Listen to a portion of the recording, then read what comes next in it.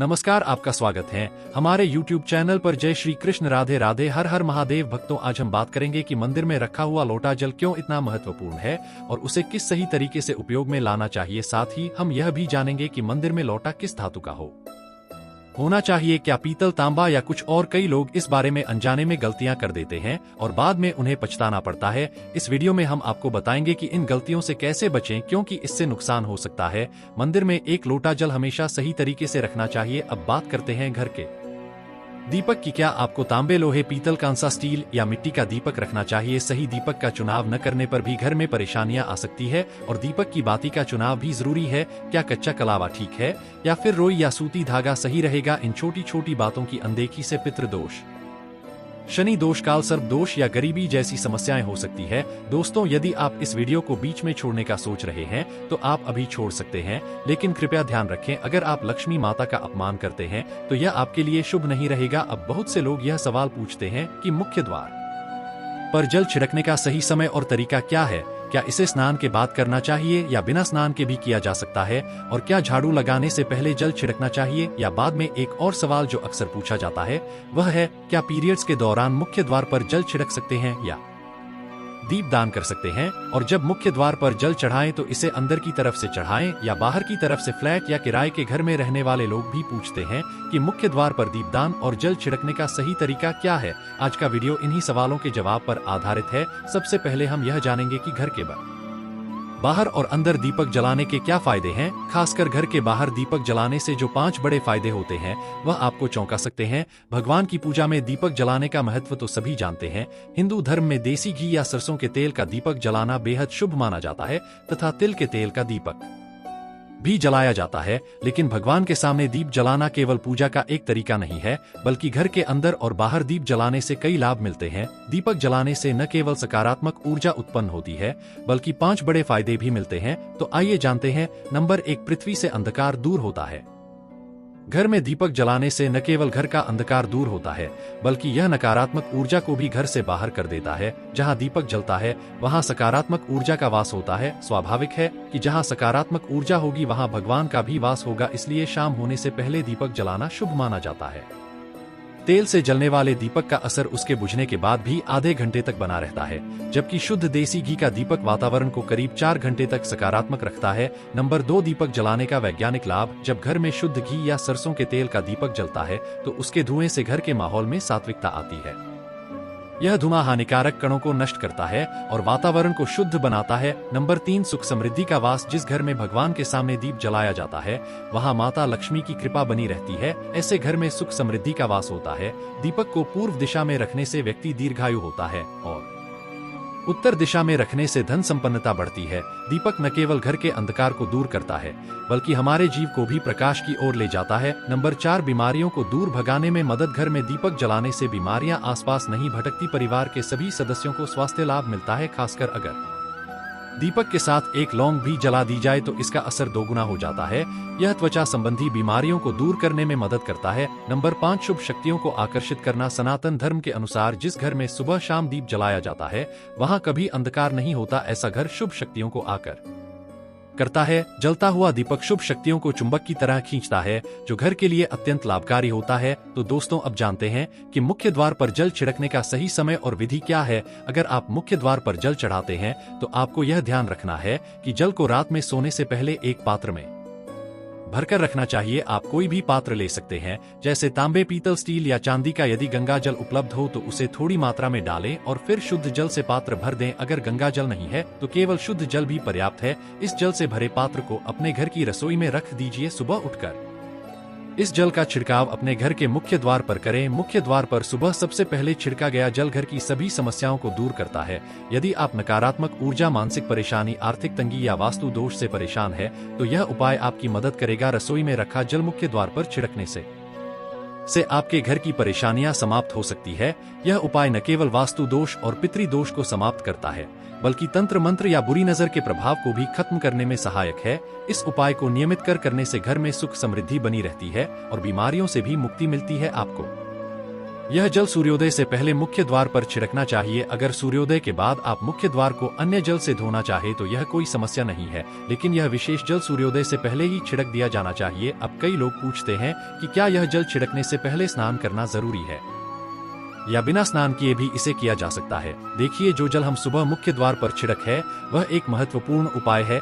इसे स्नान करने के बाद करना आवश्यक नहीं है। सुबह जल्दी उठे सबसे पहले रसोई में जाएं और पहले से रखे जल को लेकर मुख्य द्वार पर जाएं। मुख्य द्वार खोलें और इस जल का छिड़काव करें। जल छिड़क समय अपने पितरों और मां लक्ष्मी का ध्यान जरूर करें। ऐसा कहा जाता है कि सुबह सुबह मां लक्ष्मी हर घर के द्वार पर आती है। जिन घरों के द्वार खुले होते हैं और जहां जल का छिड़काव किया गया होता है वहां मां लक्ष्मी प्रवेश करती है। जल छिड़क समय अपने मन में मां लक्ष्मी से प्रार्थना करें, ही मां लक्ष्मी कृपया मेरे घर में प्रवेश करें, मैं आपका स्वागत करने के लिए तैयार हूं। इसके बाद पितरों का ध्यान करें, क्योंकि घर की दहलीज को पितरों का वास स्थान माना जाता है। जब आप दहलीज पर जल छिड़क है तो पितर प्रसन्न होते हैं और उनका आशीर्वाद आपको मिलता है। स्नान करने की आवश्यकता नहीं है, आप बिना स्नान किए भी यह कार्य कर सकते हैं। अब आपके अगले प्रश्न की बात करें, क्या जल का छिड़काव झाड़ू लगाने के बाद करना चाहिए या पहले? इसका उत्तर यह है कि सुबह उठने के बाद सबसे पहला कार्य जल का छिड़काव करना चाहिए। इसके बाद आप झाड़ू लगा सकते हैं। सुबह उठते ही सबसे पहले बिस्तर पर बैठकर अपने दोनों हथेलियों को देखें और मां लक्ष्मी का ध्यान करें। यदि चाहे तो निम्न मंत्र का उच्चारण कर सकते हैं, कारागृह बसते लक्ष्मी कर, मध्य सरस्वती कर, मूल्य तो ब्रह्मा प्रभात कर, दर्शन। फिर दोनों हाथ जोड़कर देवी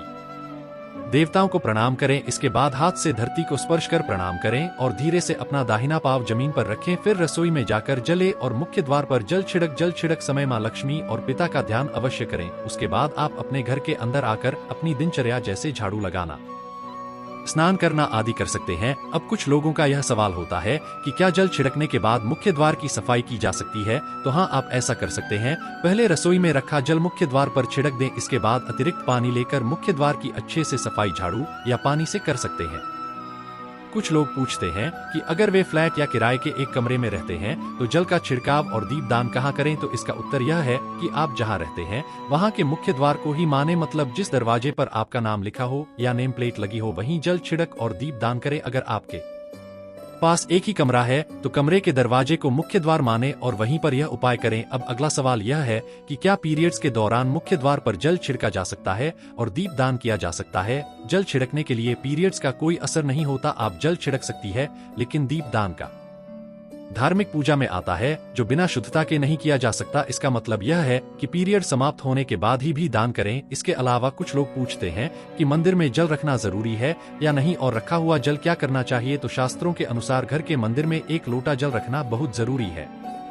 जल ऊर्जा को संचित करता है। जब आप पूजा करते हैं, मंत्र जपते हैं या भगवान से प्रार्थना करते हैं तो इन सभी की ऊर्जा उस जल में समाहित हो जाती है। यही कारण है कि मंदिर में जल रखना आवश्यक है। सुबह की पूजा के दौरान 1 लोटा जल मंदिर में रखें और दीपक जलाएं। यह अग्नि और जल के संतुलन का प्रतीक है। पूजा के बाद इस जल का उपयोग शुभ कार्यों में करें, जैसे पौधों में डालना या घर में छिड़काव करना। यह सकारात्मक ऊर्जा को बढ़ाता है। सुबह की पूजा के समय हम मंदिर में जल रखते हैं। अगली सुबह जब आप पूजा करने जाते हैं तो सबसे पहले उस जल का उपयोग करें। आप पूरे घर में उस जल का छिड़काव कर सके। यह जल आपके घर को शुद्ध करता है क्योंकि यह सकारात्मक ऊर्जा से भरा होता है। इससे कई बीमारियां भी दूर हो जाती है और घर में नकारात्मक ऊर्जा का प्रवेश नहीं होता। अगर आप नियमित रूप से इस जल का छिड़काव करते हैं तो आपके घर की समस्याएं धीरे धीरे खत्म हो जाती है। कभी कभी लोग यह शायद करते हैं कि दवाइयां असर नहीं करती। ऐसे में अगर दवाइयों के साथ साथ रोगी को इस जल से पानी दिया जाए तो दवाइयां जल्दी असर करने लगती है। अगर आप चाहते हैं कि माता लक्ष्मी की कृपा सदैव आप पर बनी रहे तो इस पावन उपाय को अवश्य अपनाएं। लेकिन उससे पहले एक छोटा सा निवेदन है, अगर आपको यह जानकारी उपयोगी लगे तो हमारे चैनल को सब्सक्राइब करें, वीडियो को लाइक करें और कमेंट बॉक्स में जय लक्ष्मी माता जरूर लिखें। ऐसा करने से न सिर्फ आपकी आस्था और विश्वास मजबूत होगा बल्कि यह सकारात्मक ऊर्जा भी उत्पन्न करेगा। अब चलिए उस अद्भुत उपाय को जानते हैं जो आपकी किस्मत के दरवाजे खोल सकता है। सबसे पहले आपको अपने घर के उस स्थान की पहचान करनी है जहां से चींटियां निकलती है। यह स्थान बहुत खास होता है और इसे पारंपरिक रूप से कीड़ी नगर कहा जाता है। यह जगह कोई भी हो सकती है, आपके आंगन का एक कोना, बगीचे का हिस्सा या कोई दीवार के पास की दरार। जब आप इस स्थान को चिन्हित कर लें तो अगला कदम यह है कि अपने घर के पास स्थित किसी पीपल के पेड़ के पास जाएं। अब आपको बाजार से एक चीज लेकर आनी है। शर्त यह चींटियों के लिए एक खास प्रकार का आहार होता है जो आमतौर पर किराने की दुकानों में आसानी से मिल जाता है। सज्जा को खरीद कर घर लाएं और हर सुबह उस स्थान के आसपास छिड़क दें जहां से चींटियां निकलती है। इस क्रिया को नियमित रूप से करना है। इसके बाद जब भी आप समय निकाल सकें पीपल के पेड़ के पास फिर से जाएं। पीपल के पेड़ के चारों तरफ एक छोटी सी चौकी या डोली बनी होती है जो धार्मिक दृष्टि से अत्यंत पवित्र मानी जाती है। वहां जाकर भी सज्जा रख दें। ऐसा करते समय अपने मन में श्रद्धा और विश्वास बनाए रखें, क्योंकि आपकी नीयत जितनी पवित्र होगी परिणाम उतने ही बेहतर होंगे। धीरे धीरे आप स्वयं देखेंगे कि आपके रुके हुए काम बनने लगे हैं, जीवन में नई ऊर्जा का संचार हो रहा है और आर्थिक स्थिति भी सुधर रही है। यह उपाय सिर्फ एक धार्मिक क्रिया नहीं बल्कि प्रकृति और विश्वास का अद्भुत मेल है। आप जानते हैं दूसरे उपाय के बारे में जो उतना ही प्रभावशाली और सरल है। इसके लिए आपको एक साबुत नारियल लेना है। उस नारियल को 2 बराबर हिस्सों में काट ले। अब दोनों टुकड़ों के भीतर सज्जा भर दें। इसके साथ ही एक रुपए का सिक्का भी उसमें रखें। यह सिक्का विशेष रूप से शुभ संकेत के रूप में काम करता है। अब आपको अपने घर में उस स्थान पर जाना है जिसे आपने पहले खीरी नगर के रूप में पहचाना था। उस जगह से थोड़ी दूरी लगभग आधा फुट पर हल्की सी मिट्टी खोदी और नारियल के उन दोनों टुकड़ों को वहीं दबा दें। यह ध्यान रखना आवश्यक है कि यह क्रिया सुबह के समय ही करें जब चींटियां निकलना शुरू नहीं हुई हो। जैसे ही चीन निकलना शुरू करेंगी वे उस सज्जा और सिक्के वाले नारियल की ओर आकर्षित होंगी। यह दृश्य न केवल देखने में अनोखा होता है बल्कि यह भी संकेत देता है कि आपके जीवन में कुछ शुभ होने जा रहा है। जैसे जैसे चींटियां उस नारियल से सज्जा खाती जाएंगी वैसे वैसे आपके जीवन की बाधाएं दूर होती जाएंगी और सफलता के रास्ते खुलने लगेंगे। इस उपाय को करने में कोई विशेष सामर्थ्य या संसाधन की आवश्यकता नहीं है। यह पूरी तरह से सरल, सुलभ और सच्चे मन से किया गया उपाय है। इसे करते समय मन में श्रद्धा और विश्वास होना अत्यंत आवश्यक है। यह उपाय मैंने एक प्रसिद्ध जी की कथा में सुना था जो सदियों से प्रचलित है। उन्होंने इस उपाय को चमत्कारी बताया और बहुत से लोगों के जीवन में इसका प्रभाव देखा गया है। यदि आप चाहें तो इस उपाय को अपने मित्रों और परिवारजनों के साथ भी साझा की सकते हैं ताकि वे भी इसका लाभ उठा सकें। यह सिर्फ एक धार्मिक प्रक्रिया नहीं बल्कि आपके जीवन में सकारात्मक बदलाव लाने का माध्यम है। आखिर में यदि आपको यह जानकारी उपयोगी और लाभदायक लगी हो तो कृपया हमारे चैनल को सब्सक्राइब करें, वीडियो को लाइक करें और नीचे कमेंट बॉक्स में जय हनुमान जी जरूर लिखें।